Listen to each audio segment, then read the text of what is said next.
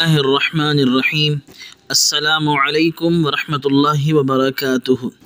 کیا تصوف اور شریعت میں ایک غیر شادی شدہ لڑکی کے لیے یہ جائز ہے کہ وہ شیخ کے ناخن کاٹے یا شیخ کے پاؤں دبائے یا شیخ کے پاؤں پر کریم لگائے؟ اگر شیخ کہے کہ اعمال کا دار و مدار نیت پر ہے، آپ ڈاکٹر ہیں اور میں مریض، کیا یہ جائز ہے؟ جواب: کسی بھی مراہقہ یا بالغہ لڑکی، خواہ وہ شادی شدہ ہو یا نہ ہو، اس کے لیے شرعاً یہ جائز نہیں ہے کہ وہ شیخ کے ناخن کاٹے یا شیخ کے پاؤں دبائے یا شیخ کے پاؤں میں کریم لگائے۔